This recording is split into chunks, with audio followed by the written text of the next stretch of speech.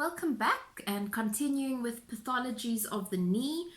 When you look at a knee joint, it is made up of bone, cartilage, ligaments, as well as fluid. And so individually looking at these structures, we can then link complexes accordingly. The first condition, osteoarthritis, where we know the cartilage gradually begins to wear away, causing pain, swelling, and then also stiffness with decreased range of movement. You can also hear a cracking sound in the knee upon standing or sitting or any kind of movement like that.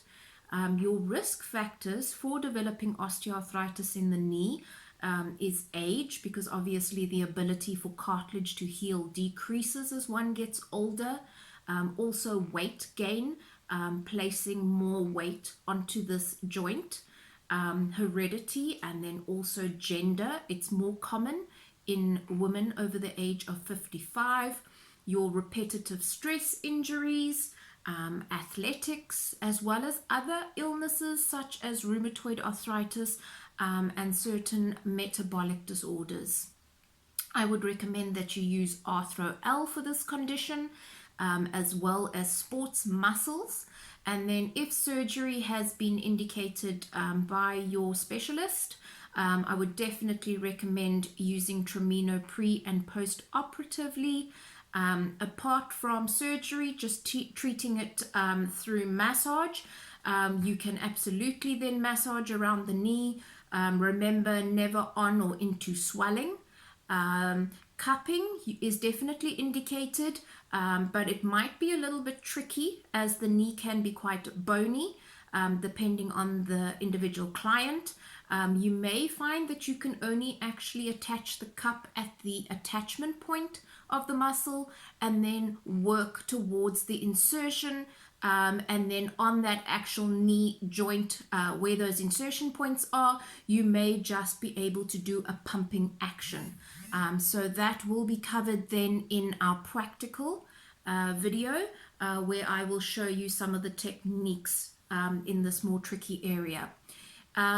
With gout, as we discussed it with the foot, Artho S is indicated. Gout cupping is going to be way too painful, so no flexi cupping. Just stick with your Artho S. Then there's another condition called Cedar Gout. And this is actually caused by calcium containing crystals that develop in your actual joint fluid. I would recommend that you use Osto. Cupping is also going to be too painful. You can do massage. It may help in certain instances to move those crystals away from where it's causing pain, but then on the other hand, it can actually cause more pain by breaking off more of those crystals, and then they can also then cause further pain. So rather just stick to your oil and use it at least twice, 3 times a day. The next condition we're looking at is ACL injury. So this is your tear of your anterior cruciate ligament, and this ligament is one of 4 ligaments that connect your shin bone to your thigh bone. It is very common sports injury where changes in direction are required. I would definitely use Tramino in the acute stage, followed by Sportz Muscles, and then using that chronically to prevent any further problems in that area. Cupping we would do, but only in the subacute phase, and the subacute phase is when that huge inflammation and swelling and pain has started to subside. When looking at fractures, these occur a lot in motor vehicle accidents, falls, or where the bone has been weakened by osteoporosis. I would definitely recommend Tramino in your acute phase of a fracture. If you can't put it onto the actual area because it has been put into a cast or something like that, then just use it the closest exposed skin that you can, or even on the opposite leg. And then I would recommend that in your subacute and rehabilitation phase, that you then use Osto to encourage proper lying down of new bone tissue. When we look at a torn meniscus, this is the tough rubbery cartilage that acts as a shock absorber in the knee between your femur and your tibia, and it can be torn if there is a sudden twisting movement when there is also weight bearing on that knee. I would use Tramino in the acute phase, followed by Sportz Muscles, and then Sportz Muscles before and after exercise to prevent any reoccurrence or related injuries.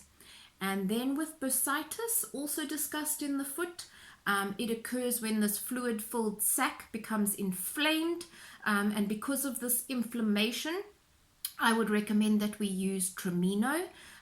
No massage, it's going to be too painful, but once again, you can then cup more proximal or massage more proximal so that you can then move that inflammation and that excess fluid away from the problematic area.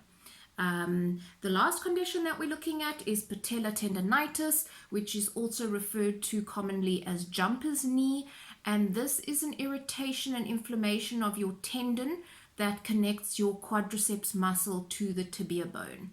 I would definitely once again use Tramino in the very acute stage where there's a lot of inflammation and pain and swelling, and then followed by your Sportz Muscles for your chronic care.